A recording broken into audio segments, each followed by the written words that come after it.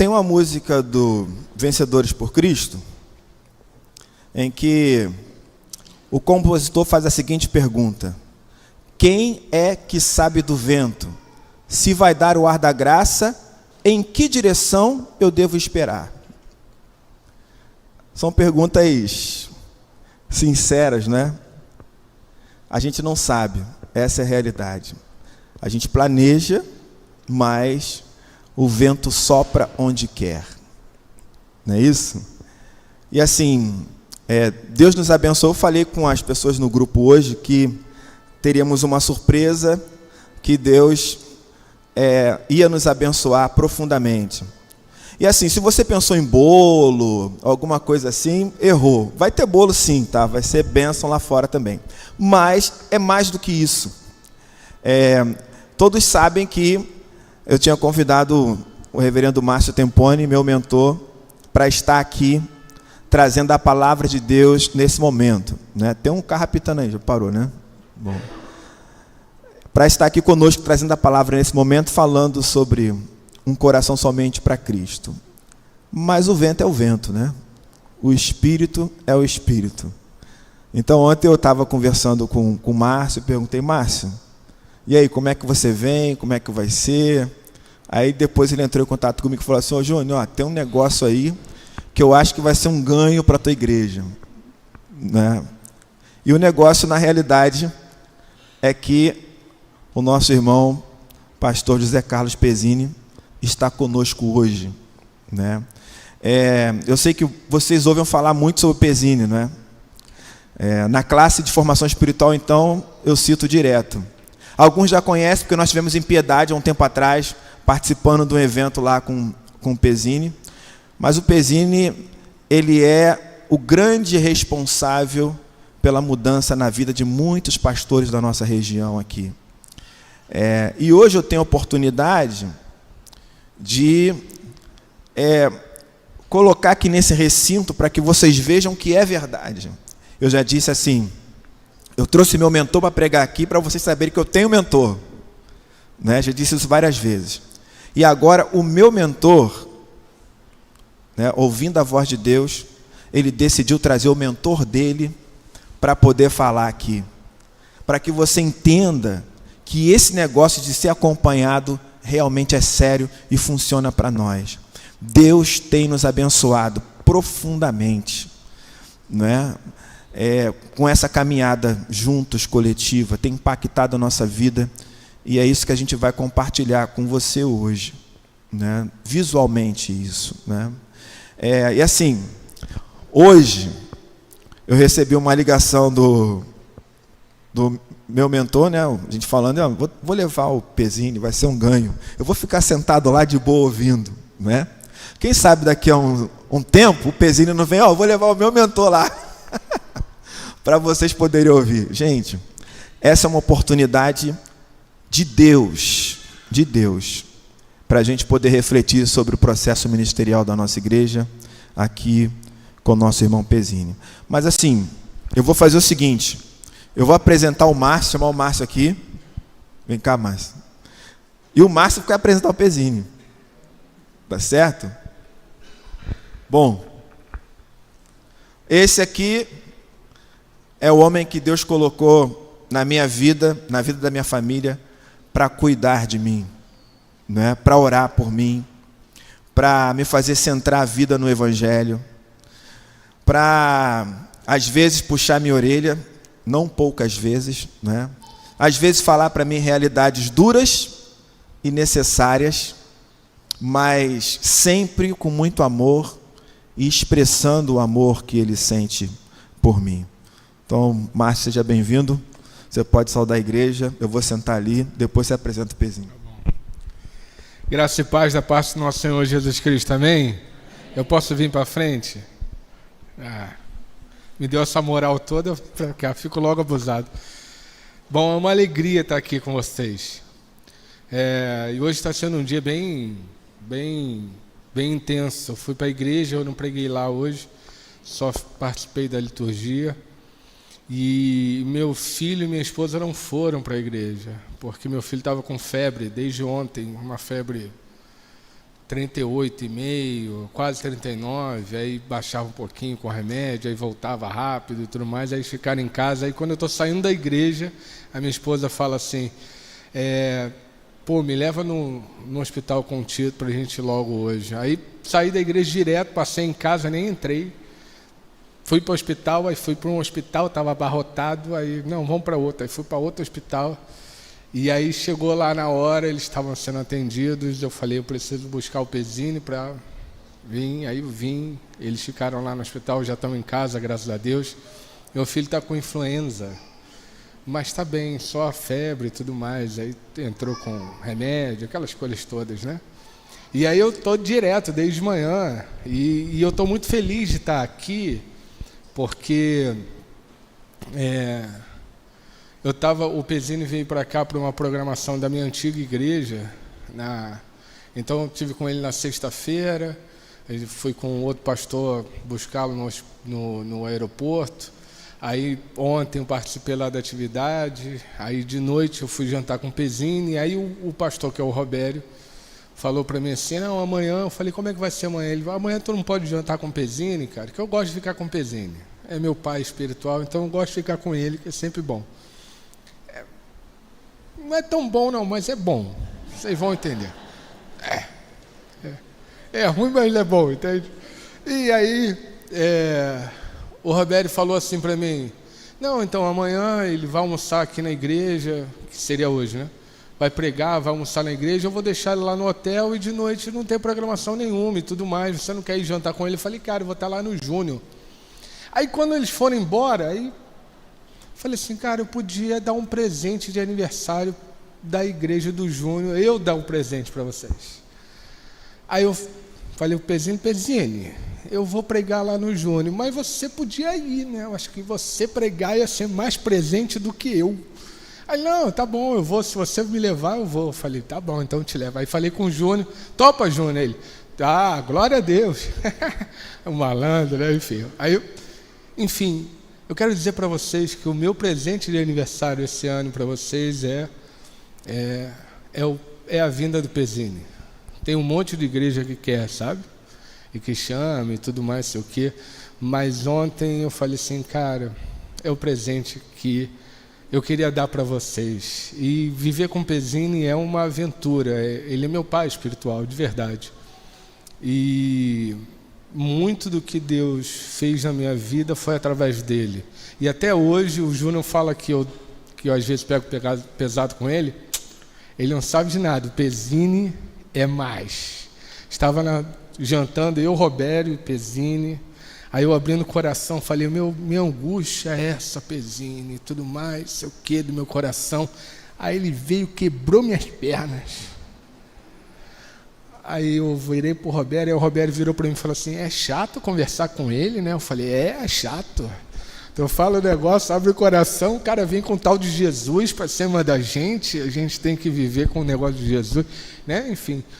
Então eu quero dizer para vocês que caminhar com alguém é um privilégio, porque Deus coloca pessoas para caminhar com a gente. Deus coloca pessoas para que Jesus Cristo se torne de carne e osso para a gente. E a gente precisa de gente. E a gente depois pode ser esse mesmo, encarnar Jesus na vida do outro. Nós fomos chamados para isso. Isso tem a ver com ser igreja. Então, Pezzini, vem para cá. Esse é o Pezzini. Se você chamar ele pelo primeiro, Pezzini é o sobrenome dele. Se você chamar, eu estava no hotel. A gente chegou no hotel na sexta-feira. Lá. Aí a gente estava conversando, ele e Robério. Aí ele deu a habilitação para atendente, né? Aí daqui a pouco a atendente fala assim, seu José Carlos. E ele continuou falando, seu José Carlos. Aí ele não atendeu, ele não atende, ele não sabe que o nome dele é José Carlos. Aí ela ficou assim, sem graça. Aí eu me dei conta, eu falei assim, chama de Pezzini que ele atende. Ela, Pezzini, aí ele atendeu. Mas beleza. Então, eu queria... Posso orar, bonitão? Queria orar pela vida do Pezzini, pelas nossas vidas, e para que o Espírito toque nossos corações, confronte a gente, mude a gente, acolha a gente, aceite a gente e venha trazer a transformação que só Ele pode dar. Então feche seus olhos. Senhor, nós te agradecemos por esta igreja plantada por Ti aqui, pelos aniversários que já passaram e por mais um ano que esta comunidade celebra o Teu nome. Obrigado, Senhor. Abençoa agora que nós vamos ouvir a Tua palavra, uso Pezini, que porção dobrada do Teu Santo Espírito seja derramado sobre nossas vidas e que, em nome de Jesus, nós possamos compreender a Tua voz, ó Espírito Santo. Ilumina-nos para isso. Que nós possamos ter a Tua palavra gravada em nossos corações, Espírito Santo. Ilumina-nos para isso. Para que nós possamos ser aqueles que não só ouvem, mas praticam a Tua palavra, ó Espírito Santo. Ilumina-nos para isso. Use o Pezini em nome de Jesus. Amém. Amém. Boa noite, irmãos e irmãs. Que a graça e a paz de nosso Senhor Jesus Cristo repouse aqui em nossos corações. Amém? É uma alegria muito grande poder estar aqui. Na verdade, eu tinha uma curiosidade de estar aqui, né? Eu conheci o Júnior algum tempo atrás e já tivemos tempo gostoso juntos, né? Talvez a primeira vez que eu encontrei com o Júnior não foi tão bom para ele, mas não é? Mas enfim, é uma alegria. E eu fico pensando, por que eu estou aqui, não é? É que quando você coloca a sua vida nas mãos de Jesus e pede para que Ele dirija a sua vida, que Ele reine sobre você, você perdeu toda a autonomia de decidir, não é? Não tinha a mínima ideia, né? Eu vim para o trabalho ali em Piedade e estou aqui, não é? Graças a Deus. E eu sei que o Senhor possivelmente pode estar falando ao seu coração nesta noite. Sou casado com a Aldete já há 49 anos, não sou tão velho assim, mas é que eu casei criança, né? Eu casei com 18 anos. Conheci a Aldete, eu tinha 16 anos, ela 15, e aí quando tinha 18 anos casamos, os filhos vieram cedo, me tornei avô aos 39 anos e bisavô agora o ano passado aos 66 anos, não é? A parte da minha família mora nos Estados Unidos, porque eu morei lá por 20 anos, e estamos de volta para cumprir uma ordem do Senhor. Já estamos aqui há 12 anos de volta ao Brasil, né? Onde nós tivemos o Ministério Sara, que cuida dos pastores, né? Mas é uma alegria poder servir o Senhor, já como pastor ordenado há 39 anos, mas já no ministério há mais de 40 anos. E caminhar com Jesus é uma longa caminhada na mesma direção. É um aprendizado diário, deixando o Senhor revelar aquilo que precisa ser trabalhado em nossas vidas. Muito bem, e falar em aniversário da igreja é realmente, para mim, um privilégio. Me parece que, pode projetar ali, que eu já vou começar, porque me parece que todas as vezes que a igreja faz aniversário, nós precisamos relembrar a igreja. Precisamos mexer em algo e dizer que a igreja existe por um propósito. Jesus não criou a igreja para dar um conforto para nós, ou não criou 4 paredes com bancos para sentarmos confortavelmente e participarmos apenas de culto. A realidade é que me parece que um número muito grande de pessoas, eles acreditam que ser cristãos é simplesmente participar do culto dominicalmente e ter o seu passaporte carimbado para o céu. Se você pensa nisso, você está totalmente enganado. Na verdade, a igreja existe por uma missão, ela está aqui por um propósito. E se ela não cumprir esse propósito, ela deixa de ser igreja. Ela não tem razão de existir. Ela pode existir como uma instituição religiosa. Ela pode existir como um clube religioso, aonde você frequenta, aonde você tem, quando um povo, uma comunidade se reúne em algum lugar, canta, ora, ouve a palavra, Jesus está presente.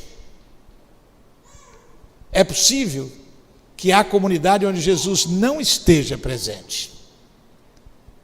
Porque numa comunidade onde Jesus está presente, normalmente nós podemos ver sinais da presença de Jesus e podemos ouvi-lo. Eu digo isso porque não tinha passado muito tempo da ressurreição de Jesus, quando uma comunidade foi alertada, porque ela tinha de tudo: povo rico, igreja abastada, mas quando vem a revelação do Senhor a ela, dizendo que o Senhor Jesus estava batendo a porta. Eis que estou à porta e bato. Se alguém ouvir a voz e abrir a porta, entrarei em sua casa, cearei com ele e ele comigo. Eu sei que muitas vezes nós citamos esse versículo como parte de evangelização, como se o Senhor estivesse batendo a porta do nosso coração, mas na verdade João estava escrevendo para a igreja, para uma comunidade. Não era para pessoas individuais, era uma comunidade que se reunia naquela cidade, e que eles se institucionalizaram tanto que botaram Jesus para fora. E me parece que Jesus, educado, ele não arromba a porta. Eu fico pensando, por que ele não poderia fazer o que ele fez com os discípulos quando estavam presos naquela sala, com medo dos judeus? Ele entra sem pedir licença, não é? Não, ele não faz isso. Então, hoje, que essa comunidade completa 57 anos, eu quero alertar vocês para o papel dessa comunidade. Por que essa comunidade existe aqui? E por que você está aqui? Você não está aqui por acaso. Você não está aqui porque você decidiu vir para essa comunidade, porque essa comunidade é alegre, é amável, você se sente abraçado, você se sente bem aqui, você gosta do pastor ou dos pastores, da liderança dessa igreja. Não. O Senhor te colocou aqui com um propósito. E há uma necessidade de você descobrir qual o propósito do Senhor para a sua vida neste lugar. Em falando sobre o papel da igreja e sobre a sua missão, eu queria refletir com vocês sobre esse tema nessa noite, e eu queria comentar alguma coisa. Esse autor, esse teólogo luterano tão citado, que foi morto por Hitler um dia antes de Hitler cair, chama Dietrich Bonhoeffer. Ele lá na prisão, hoje nós temos muitos livros dele aí, ele continua vivo em nosso meio, não é? Nós continuamos estudando os livros dele, e ele diz: a igreja só é igreja quando é para os de fora. Presta atenção nisso. Uma igreja só é igreja quando ela existe para os de fora. Em outras palavras, essa comunidade só é uma comunidade de fé se ela existir para aqueles que ainda não fazem parte dela, para aqueles que ainda não estão nela.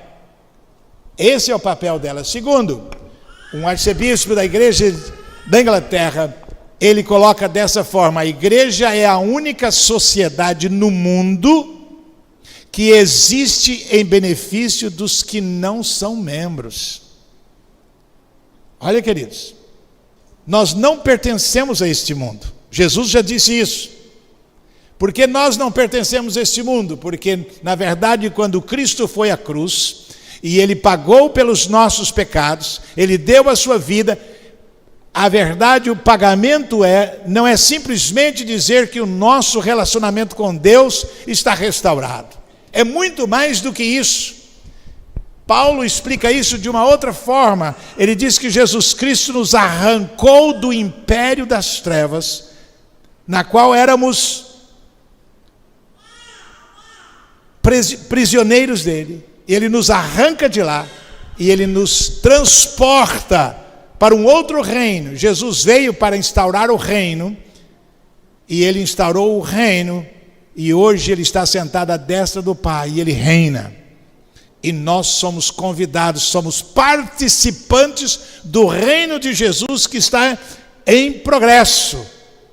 E o trabalho dessa comunidade no mundo, nós estamos no mundo, mas não somos do mundo. Se estamos no mundo, a nossa tarefa é expandir o reino de Deus nesse mundo. Essa é a realidade do reino. Mas Johannes Brown tem uma outra colocação que ele diz o seguinte: a igreja de Cristo é serva do mundo. Isso significa que nós estamos aqui para servir aqueles que ainda não são parte dela. E ela é enviada ao mundo. E a comunidade existe para o mundo, porque é a comunidade de Jesus Cristo. Ela foi instaurada por Jesus Cristo. Ela pertence a Jesus Cristo. Então é isso que devemos ser. E ele continua dizendo que a teologia da missão deve ser vista como o povo de Deus, chamado do mundo, colocado no mundo e enviado ao mundo. Em outras palavras, quando nós somos transportados do reino das trevas, nós saímos debaixo do poder de Satanás e do inferno, e agora somos servos de Jesus Cristo. Nós alistamos no exército de Cristo, e agora servimos o Rei dos Reis e o Senhor dos Senhores. E a nossa esperança, a garantia que temos é que um dia, talvez não demore muito, Ele virá, e quando Ele virá, nós reinaremos com Ele para todo sempre. Essa é a realidade. Mas Let's New Begin foi enviado para a Índia em 1932 pela Igreja da Inglaterra. E depois de ficar anos e anos como missionário, ele e a sua esposa na Índia, ele retorna na sua aposentadoria para a Inglaterra. E quando ele retorna para a Inglaterra, ele percebe que a igreja que o tinha enviado em missão, agora perdeu totalmente a sua visão missionária. Ela deixou de ser uma instituição de Jesus Cristo. Ela deixou de ser uma comunidade de Jesus Cristo. Agora ela estava totalmente mundanizada. E ele gasta o resto da sua vida escrevendo livros, dando palestras e tentando levar a sua igreja ao arrependimento, para que ela retornasse aos pés de Jesus. E ele diz o seguinte: uma igreja que não é igreja em missão, na verdade, não é igreja. Então, uma igreja, uma comunidade, para ela ser igreja, para ela ser uma comunidade de Jesus, ela precisa estar em missão. Ela precisa cumprir o propósito pelo qual ela foi institucionalizada ou colocada nesse lugar. E eu quero convidar vocês, se vocês conseguem ler lá comigo, para nós lermos juntos esse texto, que aliás é muito interessante. Vamos juntos ler os textos? Então,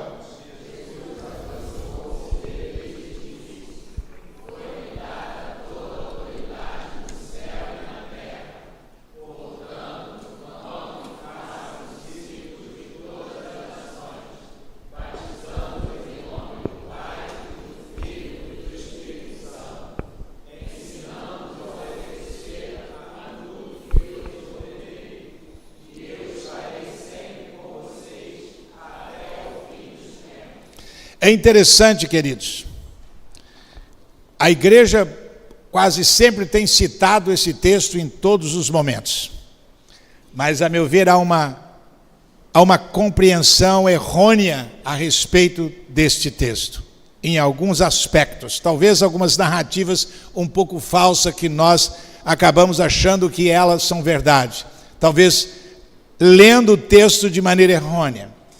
Nós sabemos que Jesus chamou seus discípulos, o treinou durante 3 anos, chamou para estar com ele, para andar com ele, para ver o que ele fazia, e depois o enviou para ele fazer o que ele fazia. Agora, nesse ponto, ele estava morto, e agora ele ressuscitou. Logo depois da ressurreição, quando ainda os discípulos, alguns estavam duvidando se ele tinha ressuscitado mesmo, ele manda um recado aos seus discípulos, dizendo: vá para o monte. E ele diz lá o monte. Era o mesmo lugar onde ele chama os discípulos para estar com ele. Ele leva os discípulos de volta para esse monte. E agora ele dá isso ele fala isso para os discípulos. E ele promete aqui algo tremendo. Mas aqui está algo que nós precisamos entender. A primeira coisa que me chama a atenção nesse texto é essa primeira palavra. Ele diz: toda autoridade me foi dada nos céus e na terra. E aí eu faço uma pergunta: de que autoridade Jesus está falando? Você parou para pensar sobre isso? Talvez a colocação é o seguinte: será que Jesus, quando ele desceu do céu, quando ele encarnou, quando ele se tornou gente como nós, ele perdeu a autoridade que ele tinha como Deus? Porque agora então ele vira para os seus discípulos, ele diz que foi-lhe dado novamente. Para entendermos isso, nós precisamos retornar para o início de todas as coisas. Quando Deus cria o ser humano, ele cria a sua imagem e a sua imagem. E aí ele faz o seguinte: ao criar o homem à sua imagem, ele sopra no homem o fôlego de vida. E a palavra no hebraico é espírito. Em outras palavras, Deus é espírito. E só podemos ter comunicação com ele através do espírito. Então, quando Deus cria o homem e sopra sobre ele, e agora Deus dá a ele autoridade. É interessante que quando Deus cria Adão e Eva, ele não diz para Adão: agora você está criado, eu dou a terra de presente, é sua, faz o que você quiser. Não é isso que ele faz. Ele dá autoridade a Adão. E Adão agora tinha comunicação com ele, porque tinha também o Espírito. E foi criada a sua imagem e a sua semelhança para ter comunhão com ele, assim como Deus tinha comunhão entre o Filho e o Espírito Santo. Aliás, para mim, quando a gente lê lá, quando Deus discute o fato de ser... Criamos o homem à nossa imagem e à nossa semelhança, a teologia tenta explicar isso de alguma forma, mas para mim é muito simples de entender. Deus Pai, Deus Filho, Deus Espírito Santo tinham uma comunhão tão perfeita, e a razão deles serem um Deus e não três deuses, que ele certamente diz assim: essa comunhão é tão boa, nós não podemos ficar só entre nós, nós precisamos expandir essa comunhão, então vamos criar o ser humano, a nossa imagem e a nossa semelhança. E ele cria então com a intenção de expandir essa comunhão, e ele nos dá a terra de presente. Mas o homem perde isso. O fato é que quando Adão desobedece a Deus, peca contra Deus, ele morre espiritualmente. Paulo vai dizer que nós estávamos mortos em nossos delitos e pecados. Então, na verdade, o pecado não somente causou ou interrompeu o nosso relacionamento com Deus, não somente quebrou a comunhão com Deus, mas o pecado causou algo muito maior. Ele nos corrompeu completamente. E a terra foi afetada. Ela é tão afetada que o apóstolo Paulo fala que a terra hoje geme, esperando o dia da redenção. E a pergunta é: por que ela precisa de ser redimida? Queridos, a razão pelo qual hoje nós temos tantos problemas que nós vemos pelo mundo afora é exatamente por causa do pecado que nos corrompeu. Pessoas doentes fisicamente, doentes emocionalmente, problemas que nós temos, os hospitais estão cheios. Antes disso nada tinha. E no novo reino estabelecido por Jesus não haverá isso. O dia que Jesus virá e nós vamos reinar com ele, nesse reino não há problema algum, não há tristeza, não vai haver dor, nem lágrimas, nem doença alguma. Aliás, o profeta descreve que o lobo vai comer junto com a ovelha e assim por diante. Era assim no início de todas as coisas. O fato é que quando Adão pecou, tudo isso ocorreu com ele, mas ele perdeu toda a autoridade que tinha.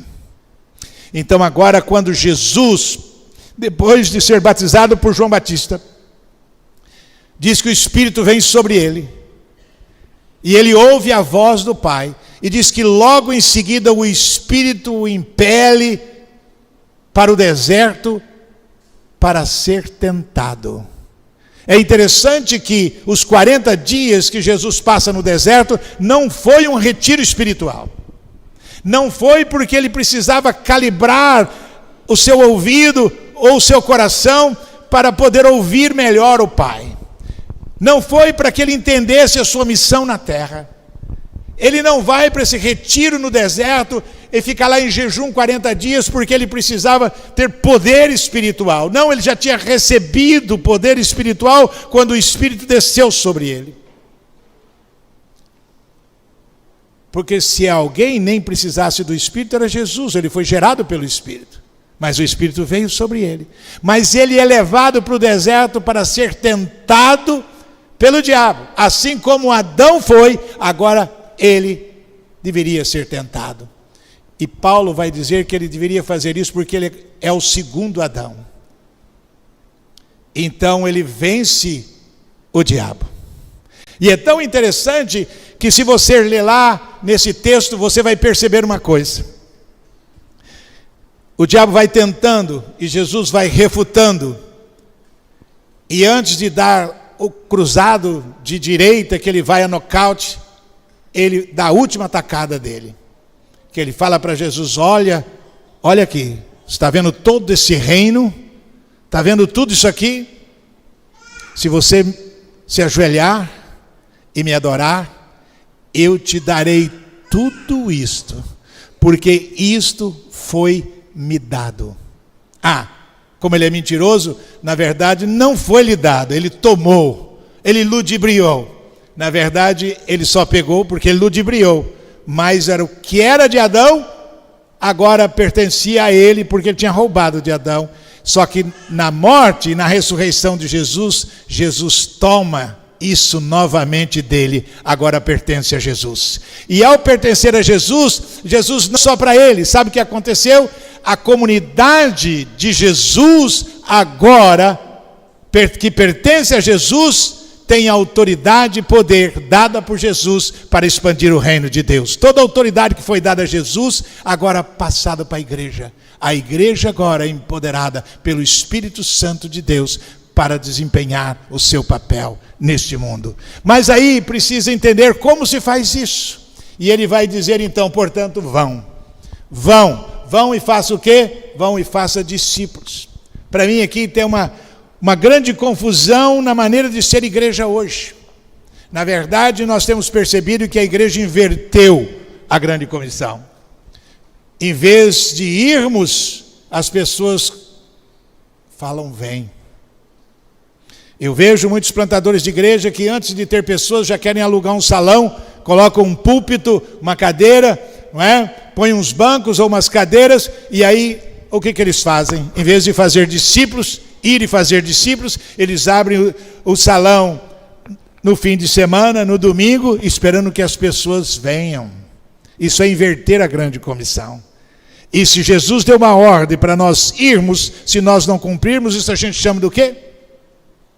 Do quê? Pecado. Sei que vocês têm até medo de falar sobre isso, mas é verdade. Isso é pecado. Isso é inverter um processo do que Jesus estabeleceu. E outro detalhe, não é ir e fazer membro de igreja. O grande dilema é que muitas vezes nas nossas igrejas nós não temos discípulos, sabe por quê? Porque você é um número. Quer saber? Pastor, eu gostaria de saber qual é o meu número aqui nessa igreja. É só pegar o livro de ata e ver lá o dia que você foi batizado, o dia que você foi recebido, você vai ver lá até o número. Membro de número 133. Opa, isso não é meio perigoso, vamos para outro, né? Mas a verdade é essa, em vez de fazermos discípulos, estamos fazendo membros. Em vez de empoderarmos os discípulos e enviá-los como Jesus enviou, o que é que nós fazemos? O que muitas das nossas igrejas fazem? A gente traz o indivíduo, vai aliciando ele até que ele aprende a ficar aqui, a gente batiza, aí depois, dependendo dele, ele pode ser eleito, diácono, presbítero. Ele nunca se tornou um discípulo de Jesus. E muitos deles a gente não sabe nem como é que está a família.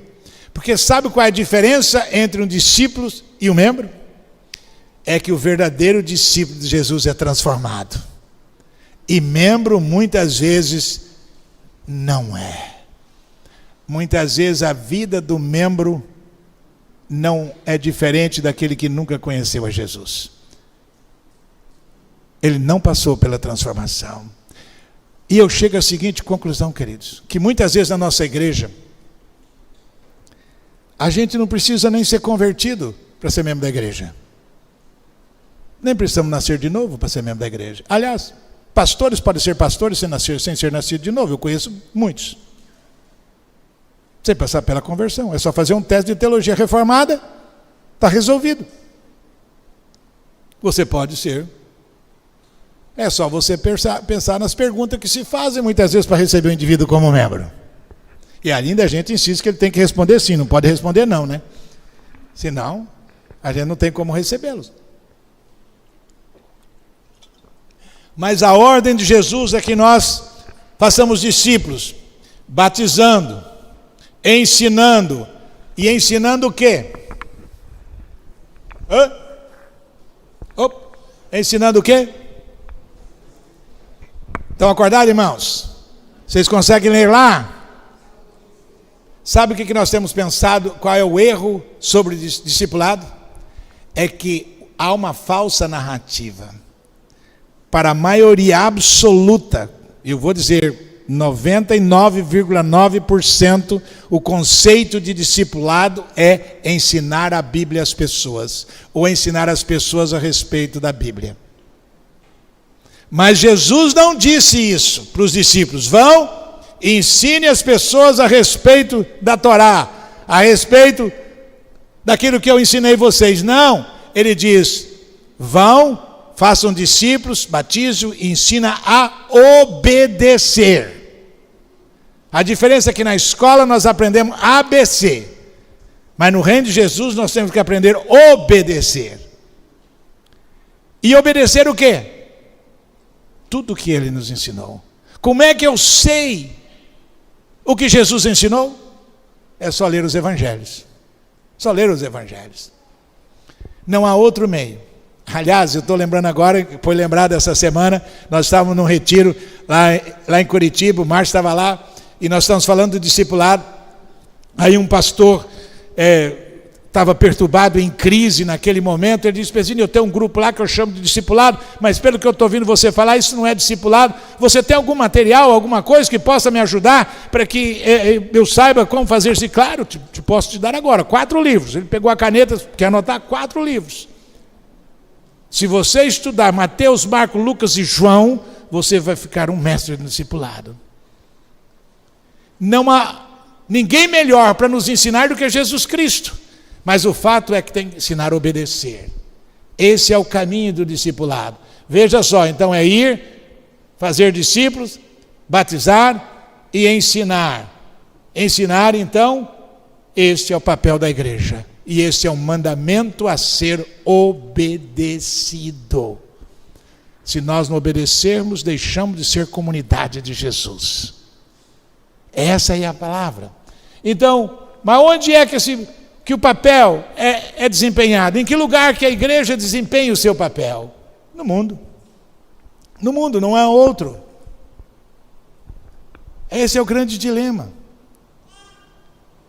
A gente precisa aprender isso. A igreja está no mundo, ela não é do mundo, mas ela está no mundo porque a sua missão é no mundo, é onde vivemos.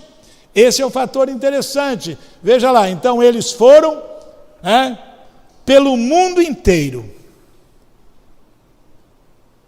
pregar o evangelho a todas as pessoas. A todas as pessoas. Foram por o mundo inteiro. Então eles pregaram. Pregaram o quê? As boas novas naquela cidade e fizeram muitos discípulos. Muitos discípulos. Irmãos, há um fator interessante. É lógico que isso aqui é Atos dos Apóstolos, já a igreja estava em ação após a ressurreição. Mas Lucas, é interessante a colocação de Lucas. Em Mateus ele dá ênfase nos 12, e o trabalho dos 12 vai fazendo o trabalho capítulo 3 ao capítulo 10, até o capítulo 10, ele vai curando, vai ensinando, vai libertando, vai pregando e etc. No capítulo 10 ele envia os discípulos com a mesma missão, com essas 5 coisas para fazer. Eles têm que fazer a mesma coisa.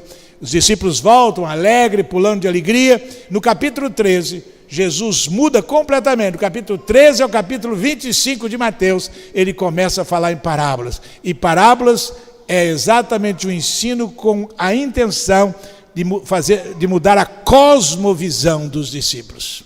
Agora ele tinha que ensinar os discípulos a pensar de uma outra forma, como o reino de Deus, não mais como o reino deste mundo. E ele faz isso. Só que Lucas, no capítulo 9, ele envia 70 em vez de 12.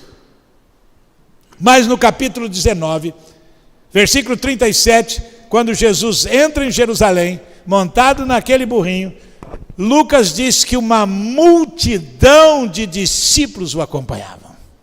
Uma multidão de discípulos. É interessante. 12, 70 e multidão. Isso faz toda a diferença. Então, fizeram muitos discípulos, não é? Então, esse é o papel da igreja no mundo. E essa é a razão pelo qual existimos como povo de Deus, como comunidade de Jesus Cristo. Então, mas qual o conceito que reina na igreja? Por muito tempo. O que é que reinou? Ou está reinando até o dia de hoje? Qual é a mentalidade? Por que as coisas não acontecem como devem acontecer? Por que muitas vezes ficamos anos e anos e não conseguimos atingir? A comunidade nem sabe que nós existimos. Porque, na verdade, queridos, nós transformamos a comunidade de discípulos, a comunidade do reino, em culto, em celebração. Essa é a verdade. Então, igreja, na nossa cabeça, na nossa mentalidade, é culto. Você vai para a igreja hoje, significa o quê? Eu vou para o culto. A igreja se reúne por culto. Aí durante a semana, todo mundo que passa aqui vê esse prédio fechado. E com a letra bem grande escrita. Onde estão? Onde estão esses discípulos? Deixaram de cultuar? Deixaram de ser comunidade de Jesus? Onde andam? O que eles estão fazendo? Esse é um fator interessante. Precisamos mudar isso. E aí então, para isso, transformamos o pastor em um capelão. Pagamos um profissional da religião para fazer o trabalho. Então agora ele é um profissional da religião. E aí ele tem que correr durante a semana. Ele prega, ele dá estudo bíblico, ele ensina, ele aconselha, ele visita os doentes, ora pelos doentes, fortalece os membros, tudo. Isso é terrível. Não foi essa a intenção de Jesus. Não foi essa a intenção de Jesus. Esse não é o caminho. Fazer discípulos é uma tarefa do povo de Deus enquanto estiver neste mundo. Vou repetir isso de novo. Fazer discípulos é uma tarefa do povo de Deus enquanto estiver neste mundo. Você já me perguntou por que eu estou aqui?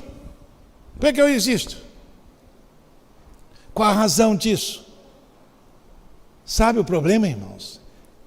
É que nós confundimos. Enquanto eu estou falando aqui, certamente algumas perguntas já estão na sua mente, e uma das perguntas que talvez venha na mente das pessoas, ou algum questionamento, fala assim, esse pastor está falando aí porque ele não sabe. Eu tenho que trabalhar, eu tenho que sustentar a minha família. É a minha fonte de sustento. Pastor da igreja paga ele para isso. Mas eu não. Eu tenho que levantar de madrugada, pegar ônibus lotado, correr para cá e para lá. A empresa na qual trabalhamos é a nossa fonte de sustento, aonde a minha família é abastecida. Engano. Você está totalmente enganado. Não importa o que você faz, se você é bombeiro, se você é policial, se você é professor, se você é doméstica ou trabalha na construção, não importa onde quer, isso é o meio do seu sustento. A fonte do sustento continua sendo Deus. E sabe por que Deus te colocou lá? Deus te colocou lá não foi apenas para você sustentar a sua família. Deus te colocou lá porque você é um discípulo e é o lugar aonde você deve ser a luz, ser a presença de Jesus. A igreja, cada um de nós, onde estivermos, devemos ser a presença de Jesus naquele local. E me impressiona quando eu olho para a situação de José em Potifar, o texto diz que Deus abençoava não só a casa de Potifar, mas a fazenda de Potifar, o gado dele, tudo era abençoado por causa de José. Sabe por quê? Porque Deus estava com José. E quando Jesus está conosco e nós encarnamos e somos o Jesus encarnado na comunidade, as pessoas são abençoadas através de nós. Sabe o que deveria acontecer? Onde você estiver trabalhando, quando você ouvir alguém dizendo, eu estou passando por dificuldade, eu estou com essa enfermidade, você deveria dizer, eu posso orar por você. Quem aqui acredita no poder da oração? Você tem feito isso? Discípulos fazem isso. Porque quando Jesus envia os discípulos, ele envia os discípulos para curar, para libertar. Essa é a verdade. Para ressuscitar os mortos. Mas agora até que orar por cura, está tudo bem, mas ressuscitar mortos? Não é verdade? Mas esse é o trabalho do discípulo. Então o propósito, olha lá, o propósito do discipulado é levar as pessoas a ser semelhantes a Jesus. Somente assim elas serão transformadas. Adão foi criado à imagem e à semelhança de Deus. Perdeu isso. Essa imagem foi ofuscada. Agora, na vinda de Jesus, Paulo vai dizer que ao sermos transformados, nós somos semelhantes a Jesus. E aí somos chamados para sermos cooperadores de Deus na implantação do reino de Deus. Somos cooperador dele. Somos o meio pelo qual Jesus se apresenta na comunidade. Como é que Jesus se faz presente hoje? Através de mim e através de você. Esta é a verdade, irmãos. Precisamos disso e só seremos transformados quando descobrirmos que nós precisamos ser como Jesus. Precisamos pensar como Jesus. Precisamos ver como Jesus. Precisamos ouvir como Jesus. Precisamos amar como Jesus. Você poderia imaginar, não deveria haver divórcio em nosso meio. É uma aberração divórcio no meio evangélico, no meio cristão. Sabe por quê? Só vai existir divórcio no meio cristão quando não somos transformados por Jesus. Porque em Efésios capítulo 5 tem lá o mandamento: marido, amai vossas mulheres como Jesus amou a igreja. E como é que Jesus amou a igreja? Indo para a cruz, dando a sua vida por ela, morrendo, derramando o seu sangue, para que nós tivéssemos vida e vida em abundância. Se os maridos amassem as suas esposas como Cristo amou a igreja. Pastor, o senhor não conhece a minha esposa, é porque o senhor fala isso. Bom, eu conheço a minha. E ela é tão difícil quanto a sua. Um dia foram fazer uma entrevista comigo, a minha esposa, acho que nós estávamos uns 40 e poucos anos de casado, e aí um jovenzinho perguntou assim para nós, estava eu e a Eldete sentadas sempre, pastor, como é ficar casado 40 anos? Eu dizia, é simples, só não divorciar. Motivo tem. Mas se eu tenho que amá-la como Jesus amou, eu vou perdoá-la como Jesus perdoou. E se eu tiver que sofrer, eu vou sofrer como Jesus sofreu. Mulheres, vocês também devem amar os seus maridos como Jesus amou. Mesmo que ele ronca igual um urso, velho. Mas isso é necessário, porque nós somos chamados a sermos a presença de Jesus na comunidade. Mas qual o objetivo então do discipulado, meus queridos? Vamos lá, olha lá. O objetivo do discipulado não é levar, ou não é transmissão de conhecimento, e sim transformação de vida. Eu estava falando num grupo de pastores, uns 30 e poucos pastores, em Mato Grosso, em Campo Grande, e eu estava dizendo que o conhecimento é bom, mas não transforma vidas. Que o alvo de Jesus não é esse. Aí um pastor me questionou. E eu tinha percebido pelos livros que eles liam, eram pastores altamente preparados, com cursos, etc. E eu, depois que ele me contestou, eu disse assim, bom, então eu quero dar um exemplo para vocês. Na igreja presbiteriana, muitas vezes se orgulham de termos os melhores seminários, nossos pastores bem preparados, não é verdade? Ah, sim. Então a nossa igreja deveria ser a maior igreja do Brasil. Não deveria? E ela é a maior igreja do Brasil? Ah, se conhecimento é bom, o conhecimento é bom, mas não é suficiente, nós não deveríamos ter pastores adulterando, se divorciando, não é verdade? Porque eles estão cheios de conhecimento. E houve um silêncio no local. É lógico que eu falei mais coisa, mais dura, que eu não posso falar aqui para vocês, que eu tinha falado com pastores, não é? Aí durante um cafezinho, um pastor me chamou de lado e falou assim, Pezzini, ainda bem que você não conhece ninguém aqui, porque o pastor que te questionou, ele está sendo disciplinado por adultério. Irmãos, o grande dilema é que muitas vezes o conhecimento, a gente tem os nossos pastores e muitas vezes os nossos líderes com um cabeção desse tamanho, com um cérebro enorme, mas um coração mirrado. Porque a transmissão de conhecimento é para o nosso cérebro, é cognitiva, ela é boa, é necessária, mas ela não transforma a vida. Só transforma a vida quando Jesus desce para o seu coração. Quando você permitir que Ele reina em você. Essa é a verdade. Somos chamados para sermos como Jesus. Por esse motivo precisamos dar a Deus ao povo e deixá-lo vê-lo. Vê-lo. Nós precisamos dar Deus ao povo. E nós precisamos deixar o povo ver Deus. Uma igreja que não vê Deus em ação é uma igreja pobre. Ela precisa ver. Se você não viu, é necessário ver. Se Jesus está presente, algo vai acontecer em algum momento na vida de alguma pessoa e você poderá ver. Ver, essa é a verdade. Então somos chamados a viver como Jesus, pensar como Jesus e agir como Jesus. Essa é a realidade. Se você não alimentar a sua mente com a palavra de Deus e o seu coração e a sua alma diariamente e não reglar em oração, em comunhão, em relacionamento com Deus, você vai continuar pensando como o mundo, agindo como o mundo e fazendo o que o mundo fez. Isso não pode acontecer.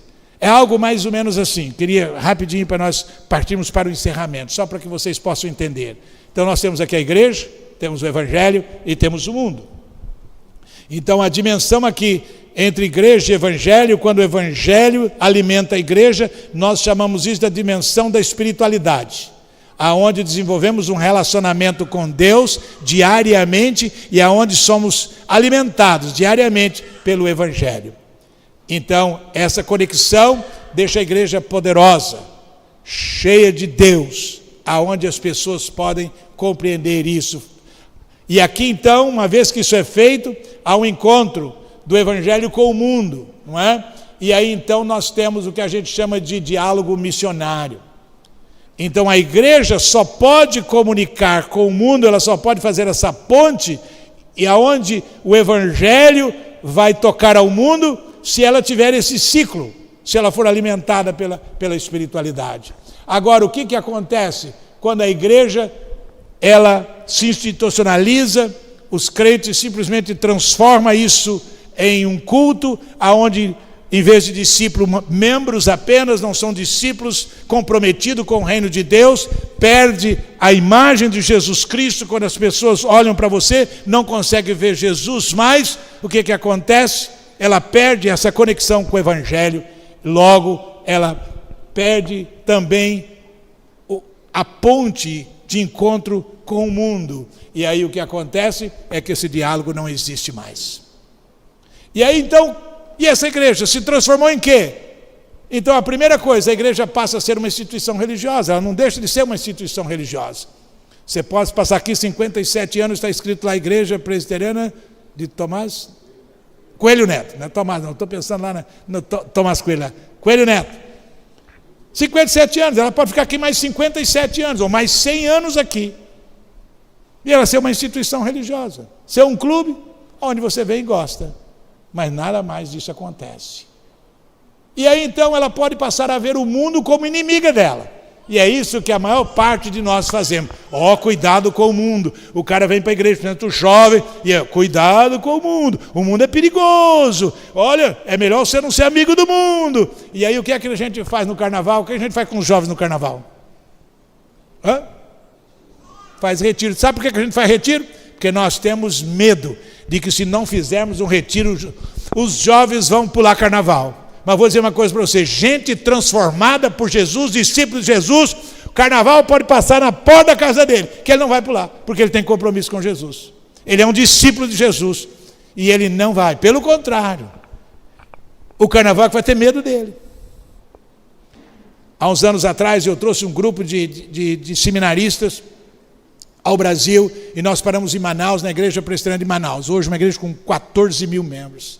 Naqueles tempos o pastor José João, era época de carnaval, ele falou assim, Pezzini, eu quero que vocês tenham uma experiência, se os jovens, e tem que tomar cuidado, não fiquem a noite toda, mas nós treinamos 1.500 jovens para entrar no sambódromo à noite, nos três noites do carnaval, eles vão estar lá no sambódromo, vão estar lá, eles vão estar lá sendo luz do mundo, eles vão estar lá sendo discípulos de Jesus lá no sambódromo. E eu fiquei, eu estou tonto aqui de ver um negócio desse.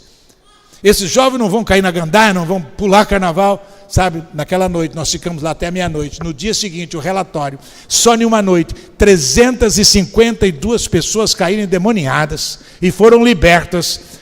Todas elas foram pegar o nome e endereço delas para ser discipuladas, ser integradas na igreja. Em uma noite, no meio do sambódromo.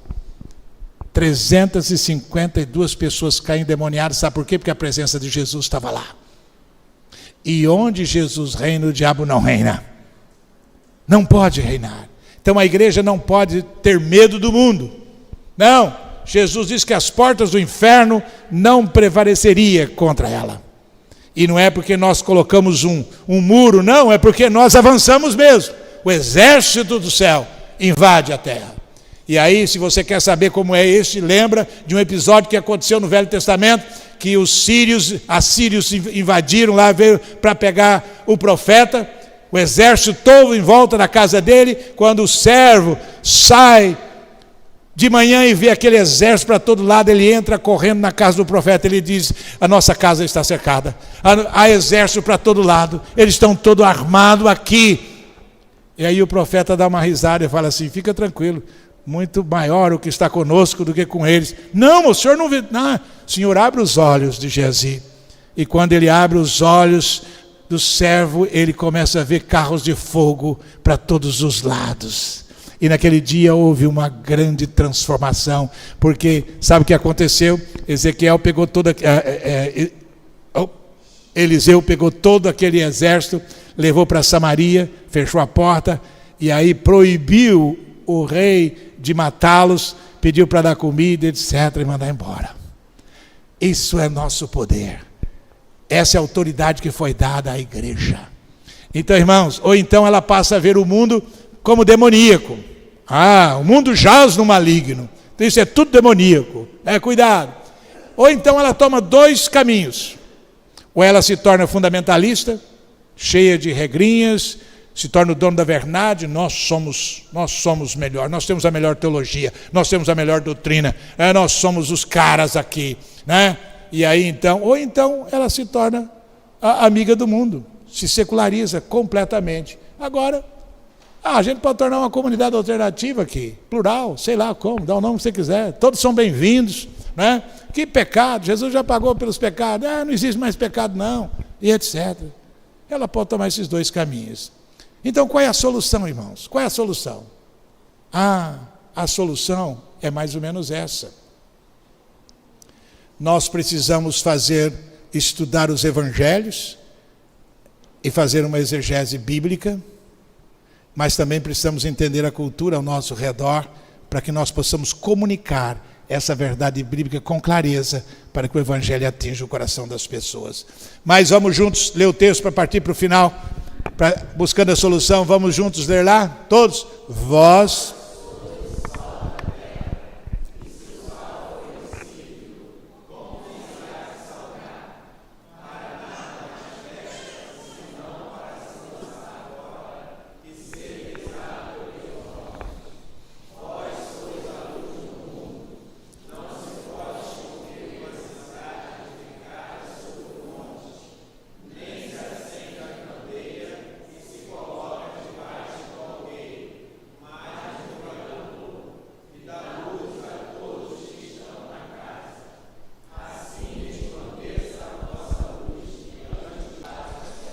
sabe qual é o problema nosso, dificuldade nossa? É que nós recebemos a palavra escrita. Mas aqueles que receberam, elas eram oral, não era escrita. E aí quando eu leio, vós sois o sal da terra. Eu não. Eu sou o sal da terra, é isso que Jesus está dizendo. E ele diz, se o sal for insípido, com que há de salgar? Para nada presta, a não ser lançado fora e pisado pelos homens. É duro, Jesus é duro, fala a verdade. É verdade ou não é? Ele está dizendo assim, vocês são o sal da terra. Ou vocês salgam, ou serão lançados fora e pisados pelos homens. Ou vocês cumprem a sua missão como discípulos, ou senão não serve para nada. É isso que Jesus está dizendo, não sou eu. Ele está dizendo. Essa é a verdade. Ah, mas também não sou só isso. Além do sal da terra, eu sou também luz do mundo. Luz do mundo.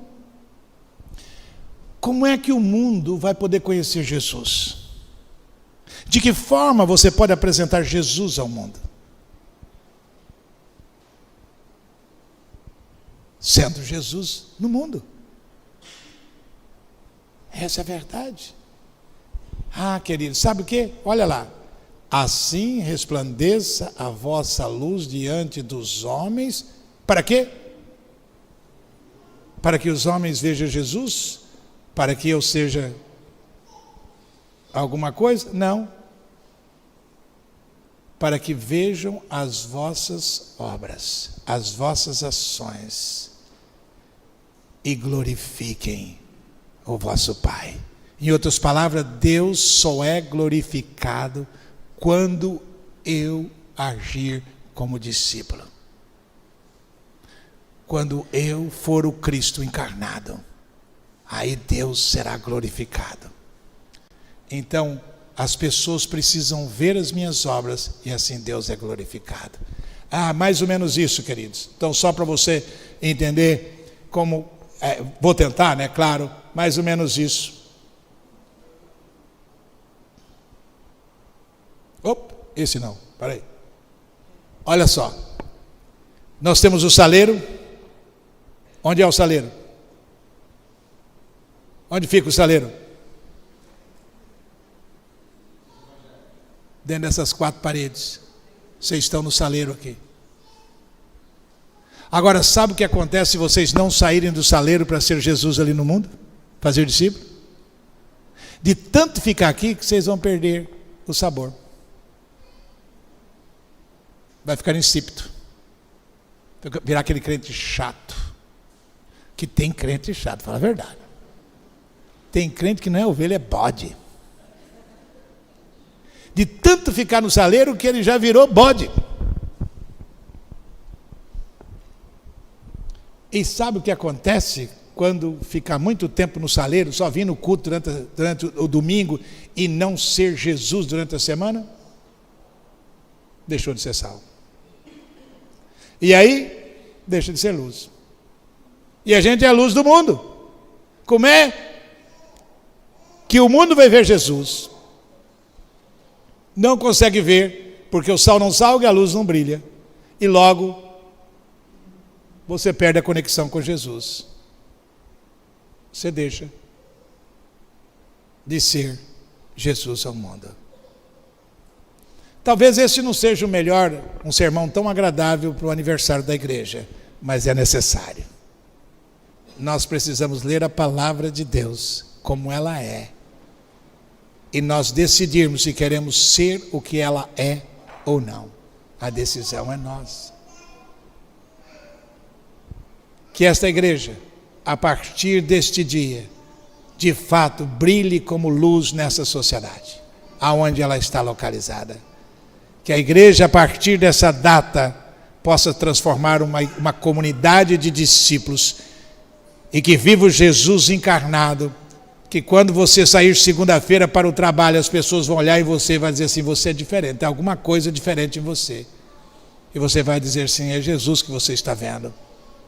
Mas que o seu comportamento onde você trabalha seja o comportamento de Jesus. Que a sua fala onde você trabalha seja a fala de Jesus. Que as suas atitudes onde você trabalha e vive sejam as atitudes de Jesus. Que sejam aqueles que de fato frutificam e salgam e dá sabor. Deus abençoe sua vida neste momento.